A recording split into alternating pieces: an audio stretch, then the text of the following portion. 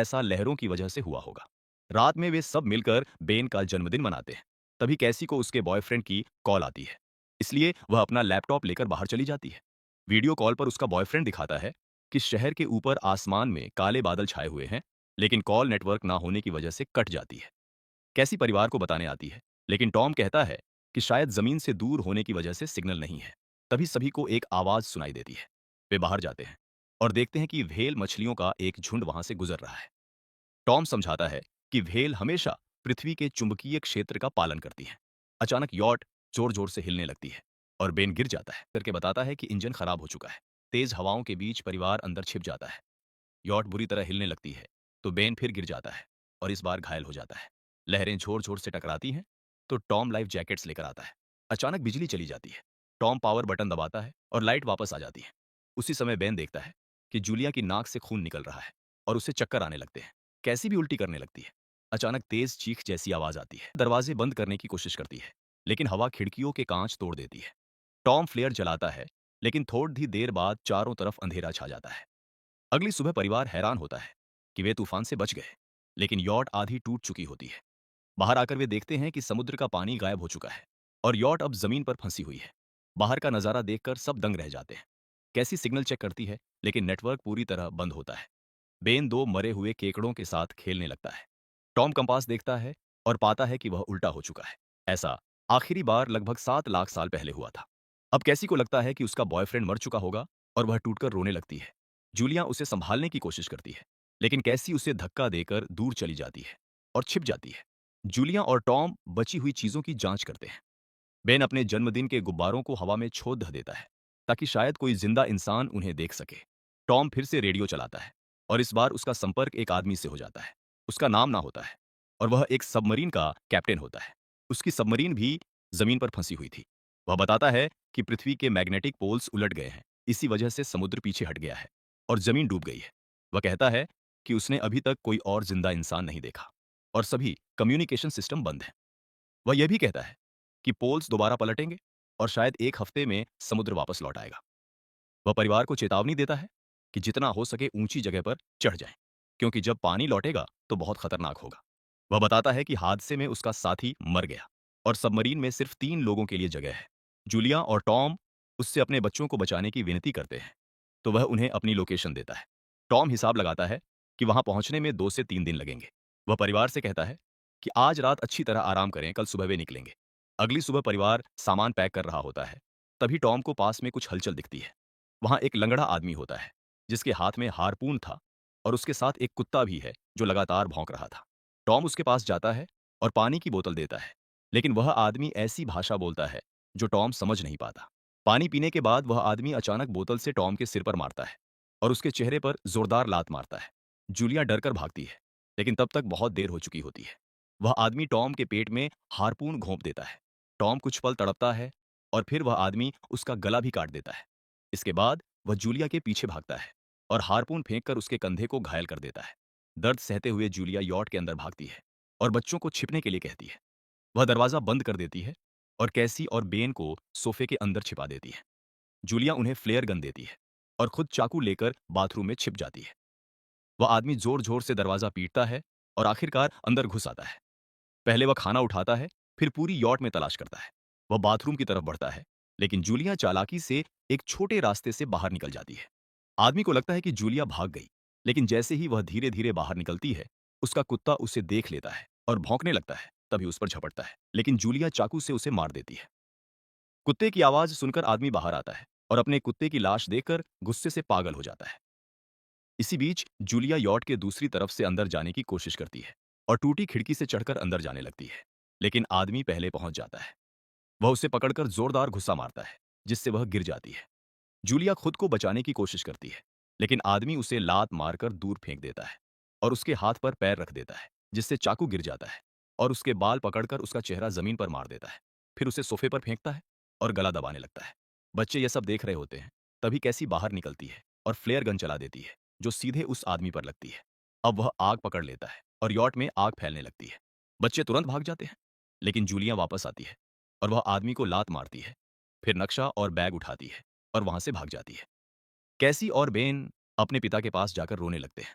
Julia उनके साथ बैठती है और तीनों मिलकर आंसुओं के साथ टॉम को आखिरी विदाई देते हैं। तभी वह खतरनाक आदमी फिर से यॉट से बाहर निकल आता है और परिवार दोबारा भागने लगता है। थोड़ी देर बाद यॉट जोरदार धमाके के साथ फट जाती है। यॉट के ब्लास्ट के बाद वो कुछ दूरी तक चलते हैं और थोड़ी देर आराम करने के लिए एक छोटे से झरने के पास रुकते हैं। कैसी सोचती है कि शायद वह पागल आदमी गुब्बारों को देखकर उनके पास पहुंचा होगा। यह सुनकर बेन खुद को दोष देने लगता है। जूलिया उसे समझाती है कि उसकी कोई गलती नहीं है और सभी को आगे बढ़ते रहने के लिए कहती है, क्योंकि वह आदमी अभी भी उनका पीछा कर रहा होता है। रास्ते में एक छोटे से तालाब के पास बेन एक मरा हुआ हैमरहेड शार्क दे बच्चे उसे ऊपर खींच लेते हैं। आधे केकड़े अंदर घुड़े उन पर हावी हो जाते हैं और दोनों को मार देते हैं। आखिरी आदमी छत के छेद तक पहुंचता है, लेकिन केकड़े उसे भी नीचे खींच लेते हैं। जूलिया अपने घाव पर पट्टी बांधती है और बेहोश हो जाती है। कुछ समय बाद जूलिया को होश आता है। वह खुद को रेत के तूफान के बीच अकेला पाती है। अब घबराकर वह बच्चों को ढूंढने लगती है। उसे एक मरी हुई महिला की गन मिलती है, जिसे उठाकर वह जोर जोर से चिल्लाने लगती है। उसकी आवाज सुनकर कैसी वापस आती है और बताती है कि वह और बेन मदद ढूंढने गए थे, लेकिन उन्हें कोई नहीं मिला। थोड़ी देर बाद वे बेन से मिलते हैं, जिसे एक खुला कंटेनर मिल गया होता है जहां वे तूफान रुकने तक छिप सकते हैं।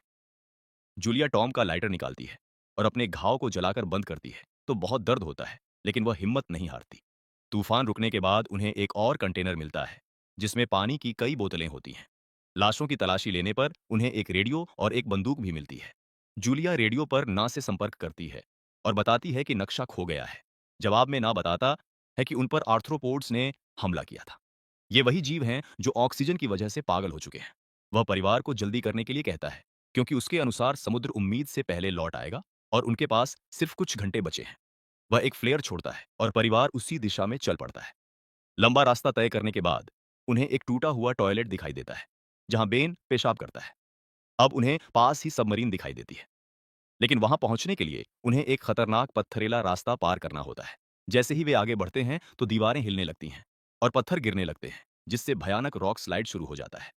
जूलिया तुरंत बच्चों को धक्का देकर सुरक्षित जगह पर भेजती है और खुद पीछे हट जाती है ताकि पत्थरों के नीचे ना दबे। अब उनके बीच पत्थरों की एक दीवार बन जाती है। जूलिया बच्चों से आगे बढ़ने को कहती है, लेकिन कैसी मना कर देती है और कहती है कि मां को चढ़ने की कोशिश करनी चाहिए। बहुत बहस के बाद जूलिया वादा करती है कि वह बाद में उनसे मिलेगी। मजबूरी में कैसी अपने भाई को लेकर आगे बढ़ती है। दोनों बच्चे कठिन रास्ता चढ़कर सबमरीन तक पहुंचते हैं। वह दरवाजे बंद करने की कोशिश करती है, लेकिन हवा खिड़कियों के कांच तोड़ देती है।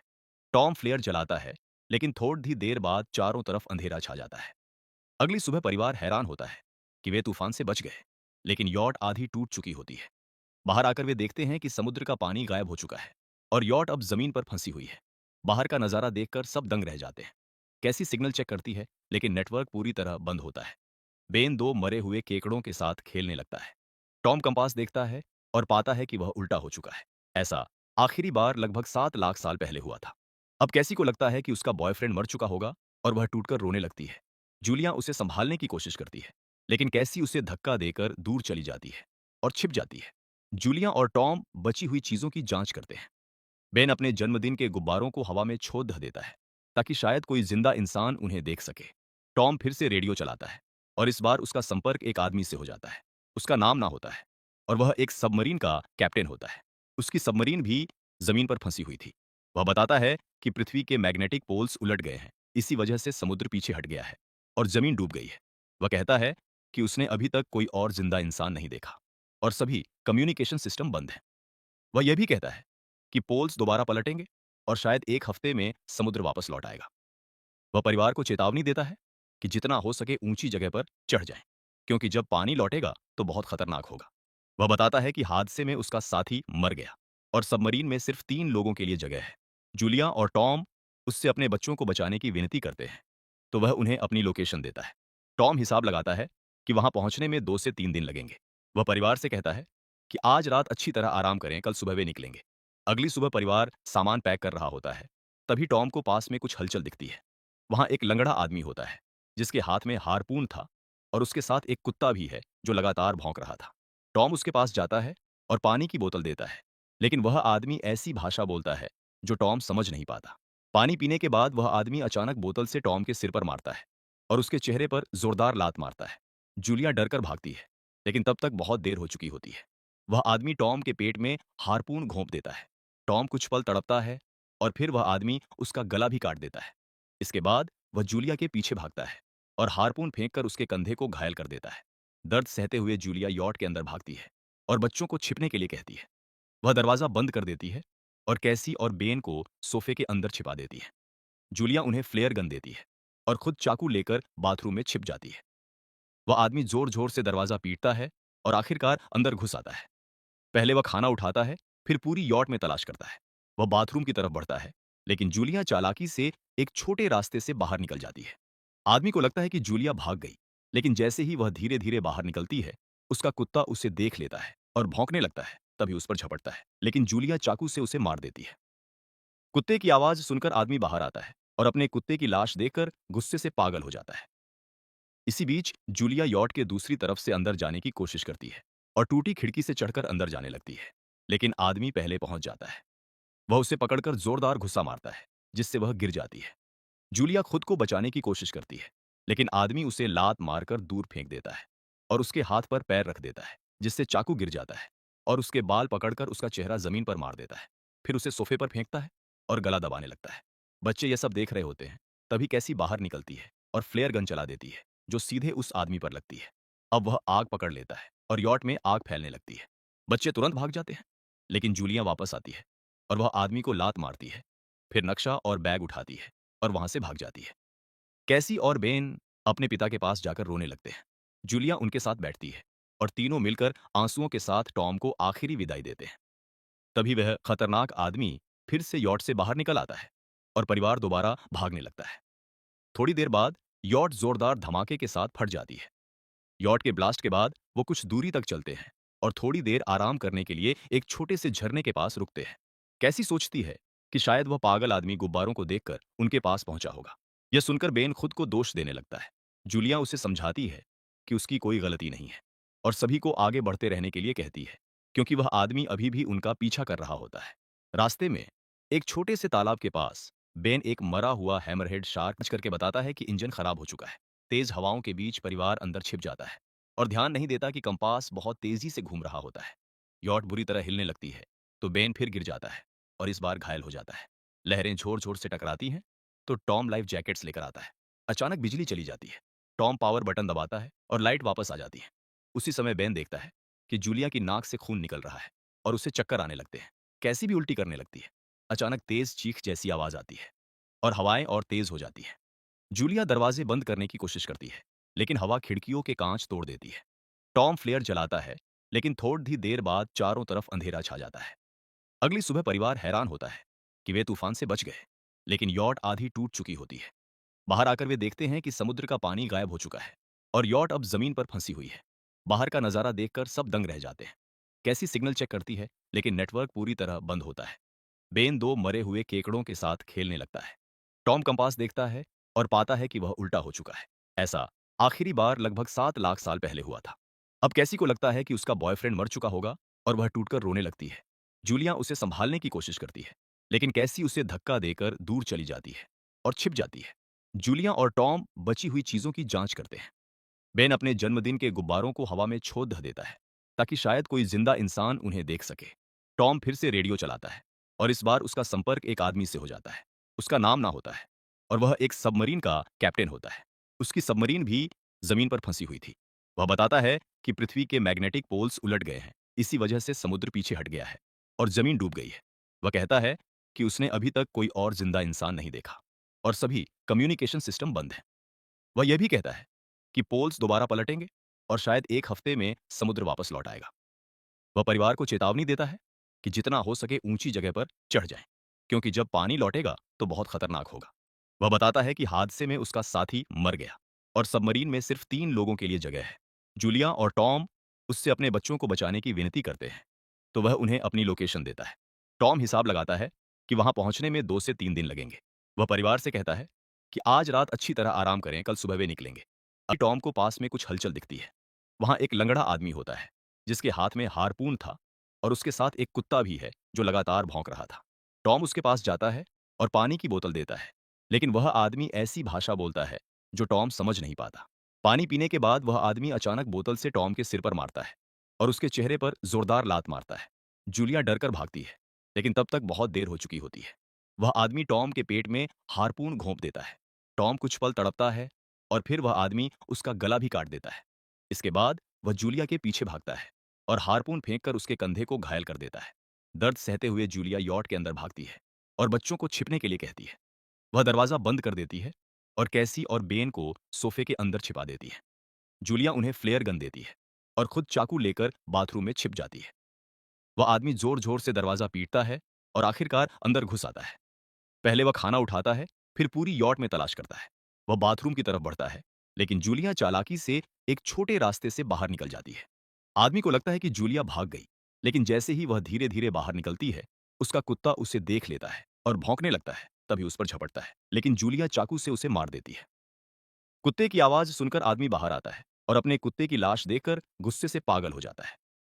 इसी बीच जूलिया यॉट के दूसरी तरफ से अंदर जाने की कोशिश करती है और टूटी खिड़की से चढ़कर अंदर जाने लगती है, लेकिन आदमी पहले पहुंच जाता है।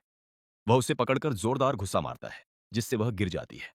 जूलिया खुद को बचाने की कोशिश करती है, लेकिन आदमी उसे लात मारकर दूर फेंक देता है और उसके हाथ पर पैर रख देता है, जिससे चाकू गिर जाता है और उसके बाल पकड़कर उसका चेहरा जमीन पर मार देता है। फिर उसे सोफे पर फेंकता है और गला दबाने लगता है। बच्चे यह सब देख रहे होते हैं। तभी कैसी बाहर निकलती है और फ्लेयर गन चला देती है, जो सीधे उस आदमी पर लगती है। अब वह आग पकड़ लेता है और यॉट में आग फैलने लगती है। बच्चे तुरंत भाग जाते हैं, लेकिन जूलिया वापस आती है और वह आदमी को लात मारती है। फिर नक्शा और बैग उठाती है और वहां से भाग जाती है। कैसी और बेन अपने पिता के पास जाकर रोने लगते हैं।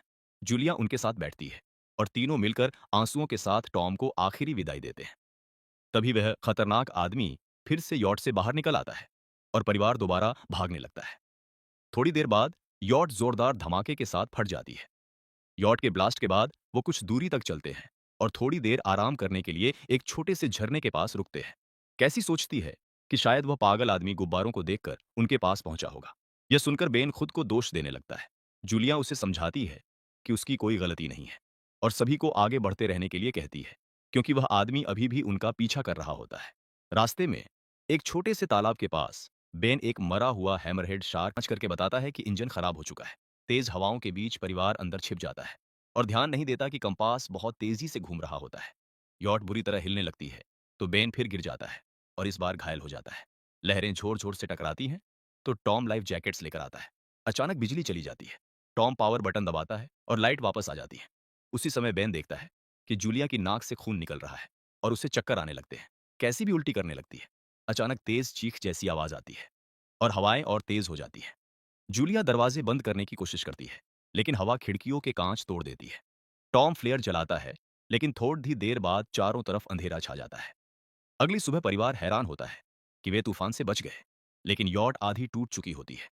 बाहर आकर वे देखते हैं कि समुद्र का पानी गायब हो चुका है और यॉट अब जमीन पर फंसी हुई है। बाहर का नजारा देखकर सब दंग रह जाते हैं। कैसी सिग्नल चेक करती है, लेकिन नेटवर्क पूरी तरह बंद होता है। बेन दो मरे हुए केकड़ों के साथ खेलने लगता है।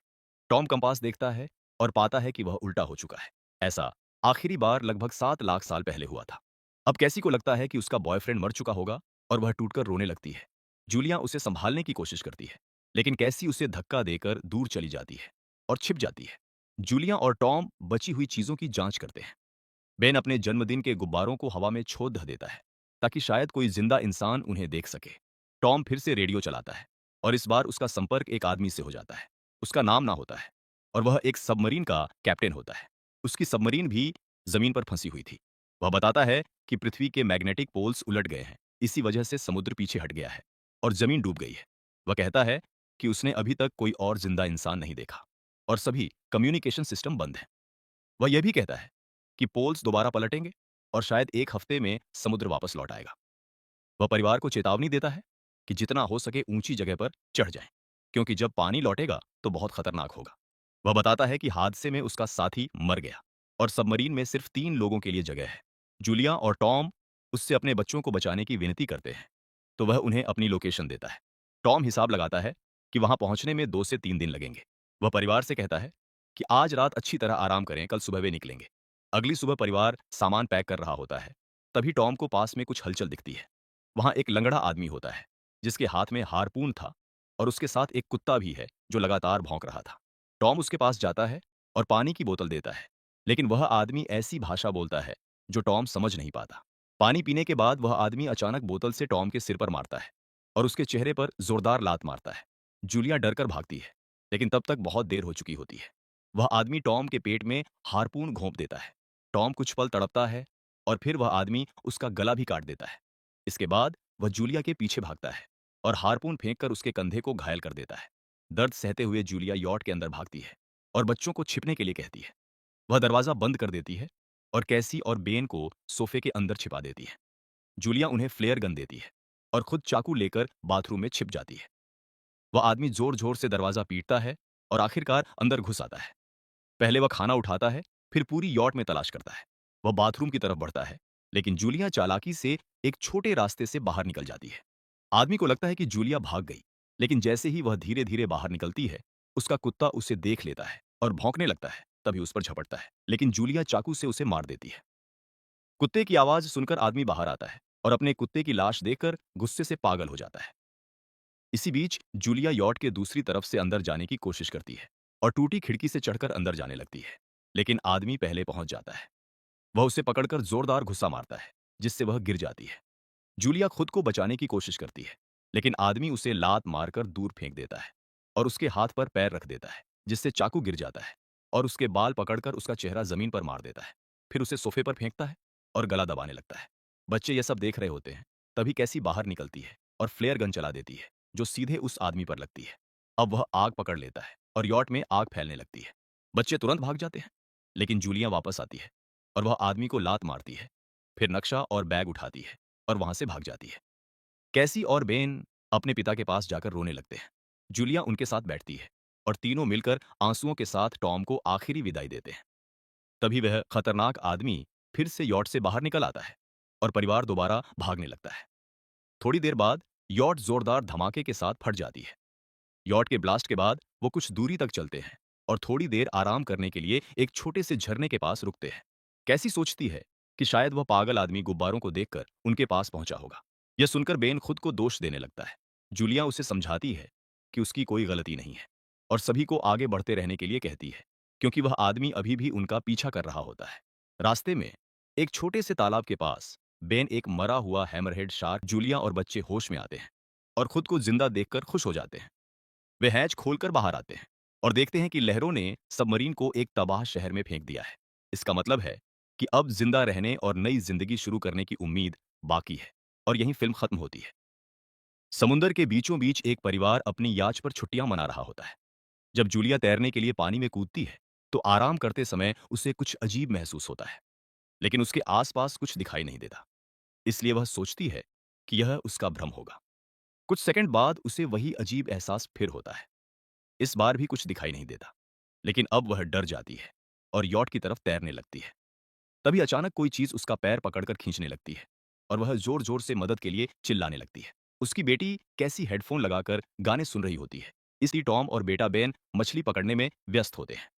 जूलिया पानी के ऊपर तैरते रहने की कोशिश करती है, लेकिन पानी उसके मुंह में जाने की वजह से उसके लिए चिल्लाना मुश्किल हो जाता है। काफी समय से जूलिया को नहीं देखा। वह याच पर उसे ढूंढता है और फिर अपनी पत्नी को खतरे में देख लेता है। वह बच्चों को बुलाता है और यॉट को उसी दिशा में मोड़ता है, फिर खुद पानी में कूद जाता है।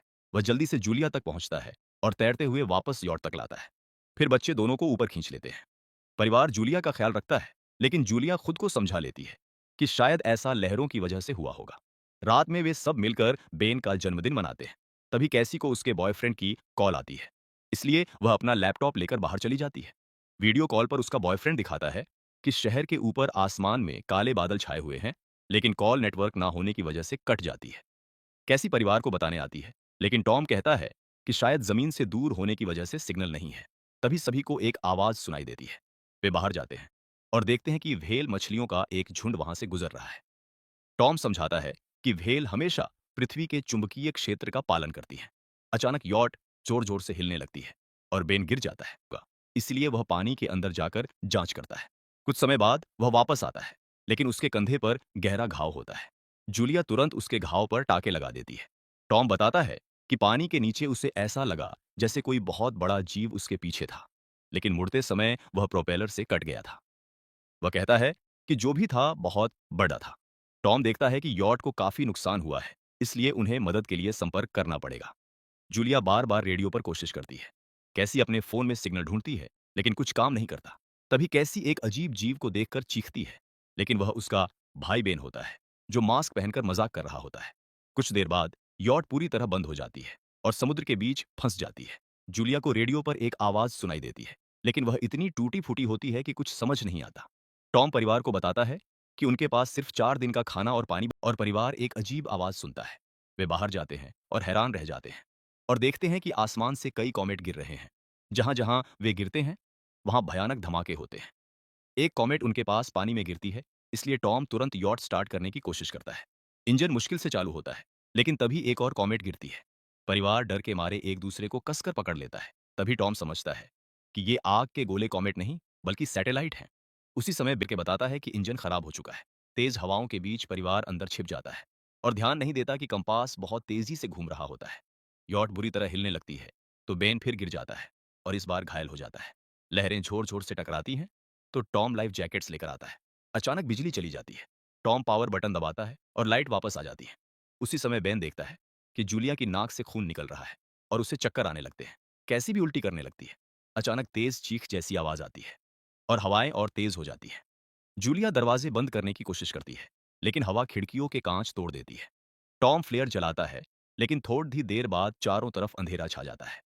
अगली सुबह परिवार हैरान होता है कि वे तूफान से बच गए, लेकिन यॉट आधी टूट चुकी होती है। बाहर आकर वे देखते हैं कि समुद्र का पानी गायब हो चुका है और यॉट अब जमीन पर फंसी हुई है। बाहर का नजारा देखकर सब दंग रह जाते हैं। कैसी सिग्नल चेक करती है, लेकिन नेटवर्क पूरी तरह बंद होता है। बेन दो मरे हुए केकड़ों के साथ खेलने लगता है। टॉम कंपास देखता है और पाता है कि वह उल्टा हो चुका है। ऐसा आखिरी बार लगभग 7 लाख साल पहले हुआ था। अब कैसी को लगता है कि उसका बॉयफ्रेंड मर चुका होगा और वह टूटकर रोने लगती है। जूलिया उसे संभालने की कोशिश करती है, लेकिन कैसी उसे धक्का देकर दूर चली जाती है और छिप जाती है। जूलिया और टॉम बची हुई चीजों की जांच करते हैं। बेन अपने जन्मदिन के गुब्बारों को हवा में छोड़ देता है, ताकि शायद कोई जिंदा इंसान उन्हें देख सके। टॉम फिर से रेडियो चलाता है और इस बार उसका संपर्क एक आदमी से हो जाता है। उसका नाम ना होता है और वह एक सबमरीन का कैप्टन होता है। उसकी सबमरीन भी जमीन पर फंसी हुई थी। वह बताता है कि पृथ्वी के मैग्नेटिक पोल्स उलट गए हैं, इसी वजह से समुद्र पीछे हट गया है और जमीन डूब गई है। वह कहता है कि उसने अभी तक कोई और जिंदा इंसान नहीं देखा और सभी कम्युनिकेशन सिस्टम बंद हैं। वह यह भी कहता है कि पोल्स दोबारा पलटेंगे और शायद एक हफ्ते में समुद्र वापस लौट आएगा। वह परिवार को चेतावनी देता है कि जितना हो सके ऊंची जगह पर चढ़ जाएं, क्योंकि जब पानी लौटेगा तो बहुत खतरनाक होगा। वह बताता है कि हादसे में उसका साथी मर गया और सबमरीन में सिर्फ 3 लोगों के लिए जगह है। जूलिया और टॉम उससे अपने बच्चों को बचाने की विनती करते हैं, तो वह उन्हें अपनी लोकेशन देता है। टॉम हिसाब लगाता है कि वहां पहुंचने में 2 से 3 दिन लगेंगे। वह परिवार से कहता है कि आज रात अच्छी तरह आराम करें, कल सुबह वे निकलेंगे। अगली सुबह परिवार सामान पैक कर रहा होता है। तभी टॉम को पास में कुछ हलचल दिखती है। वहां एक लंगड़ा आदमी होता है, जिसके हाथ में हारपून था और उसके साथ एक कुत्ता भी है जो लगातार भौंक रहा था। टॉम उसके पास जाता है और पानी की बोतल देता है, लेकिन वह आदमी ऐसी भाषा बोलता है जो टॉम समझ नहीं पाता।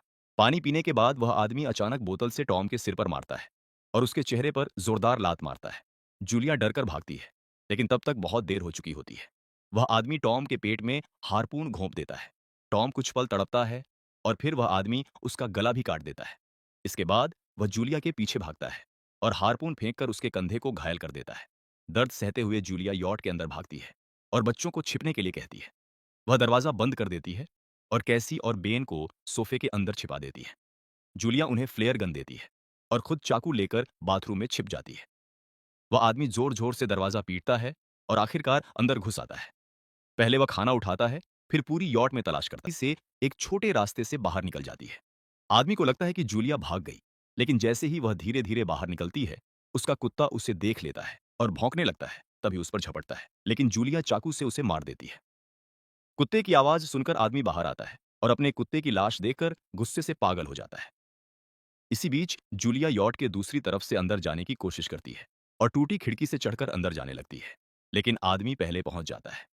वह उसे पकड़कर जोरदार गुस्सा मारता है, जिससे वह गिर जाती है। जूलिया खुद को बचाने की कोशिश करती है, लेकिन आदमी उसे लात मारकर दूर फेंक देता है और उसके हाथ पर पैर रख देता है, जिससे चाकू गिर जाता है और उसके बाल पकड़कर उसका चेहरा जमीन पर मार देता है। फिर उसे सोफे पर फेंकता है और गला दबाने लगता है। बच्चे यह सब देख रहे होते हैं।